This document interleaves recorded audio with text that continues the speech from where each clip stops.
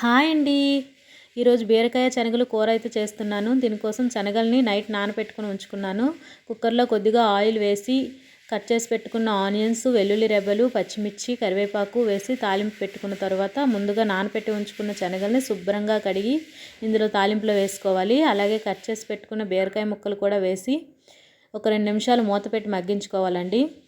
కొద్దిగా పసుపు, మన రుచికి సరిపడా ఉప్పు, కారం, కొద్దిగా ధనియాల పొడి, అలాగే 2 చిన్న టమాటాలని చిన్న ముక్కలుగా కట్ చేసి ఇందులో వేసుకున్నాను.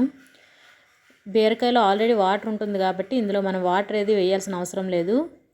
మూత పెట్టి ఒక 3 విజిల్స్ వచ్చేంత వరకు ఉడికించుకుంటే కూర ఉడికిపోతుందండి. బఠానీలు అయితే చాలా మెత్తగా బాగా ఉడికాయి. టేస్ట్ కూడా అదిరిపోయింది. చాలా సింపుల్గా ఎక్కువ ఏమీ వేయవసరం లేదు. చాలా సింపుల్గా చేసేయచ్చు. పిల్లల లంచ్ బాక్స్ కోసం అయితే నేను ఈ కూర చేశాను. చాలా టేస్ట్గా వచ్చిందండి.